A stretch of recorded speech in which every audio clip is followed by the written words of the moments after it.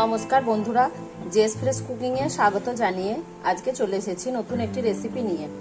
রেসিপিটি বানানোর জন্য এই উপকরণগুলো নিয়ে নিয়েছি: কাঁচা কলা থোড়, আলু, দেশি ঘি, পেঁয়াজ কুচি, লবণ, বাদাম,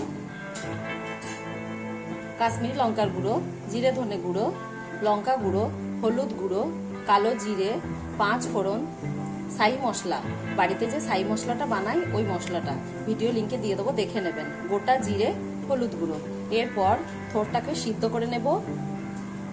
তো আমি জলটা ফুটতে দিয়েছি, ফুটফোটা জলে থোড়টাকে দিয়ে দেব।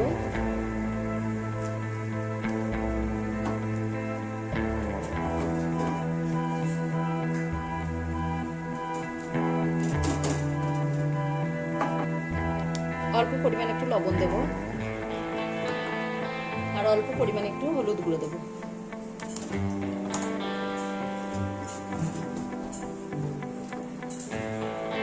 এরপর ভালোভাবে নাড়াচাড়া করে নেব। এবার এটা ফুটে গেলে জল ঝরিয়ে নেব। এরপর কড়াই সর্ষে তেল দেব।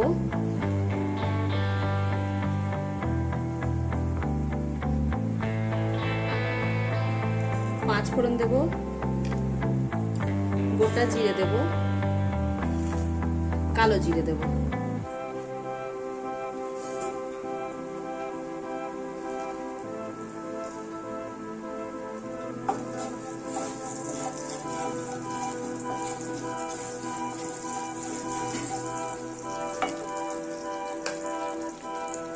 পেঁয়াজ কুচি দেব।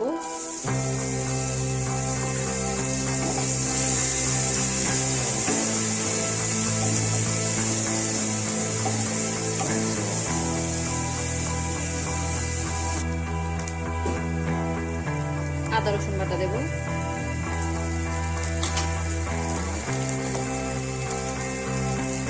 যে মশলাগুলো নিয়েছিলাম সব মশলাগুলো একসঙ্গে দিয়ে দেব। একসঙ্গে সব মিশিয়ে নেব।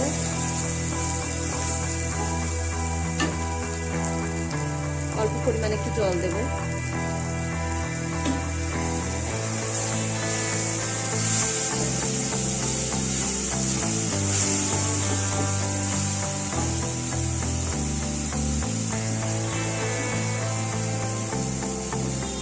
স্বাদ মতো লবণ দেব।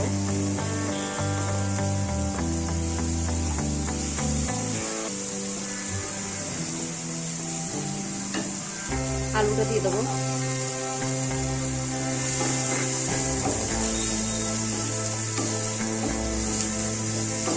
আলুটা দিয়ে ভালোভাবে কষিয়ে নেব।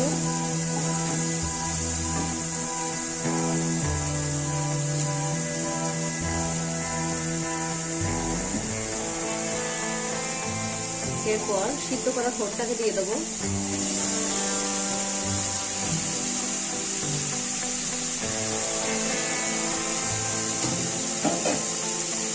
এবার ভালোভাবে কষিয়ে নেব।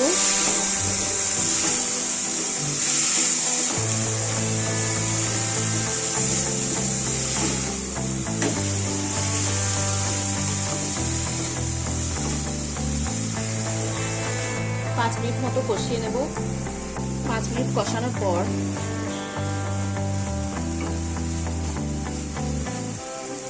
ভেজে রাখা বাদামটাকে দিয়ে দেব।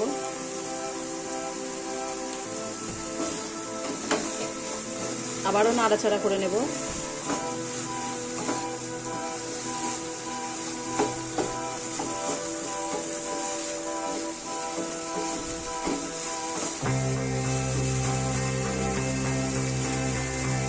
এরপর জল দেব।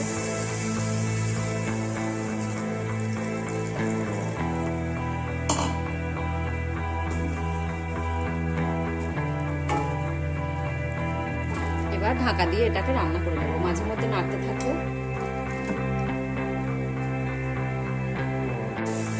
রান্নাটা হয়ে গেছে। এবার 1 চামচ মতো দেশি ঘি দেব।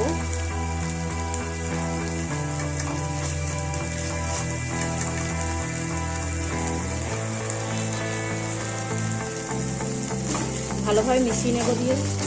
এবার একটা প্লেটের মধ্যে ঢেলে নেব। একটা প্লেটের মধ্যে ঢেলে নিয়েছি। তো রেসিপিটি যদি আপনাদের ভালো লাগে লাইক কমেন্ট শেয়ার করবেন আর চ্যানেলকে সাবস্ক্রাইব করবেন, পাশে থাকা বেল আইকনে ক্লিক করবেন। ধন্যবাদ।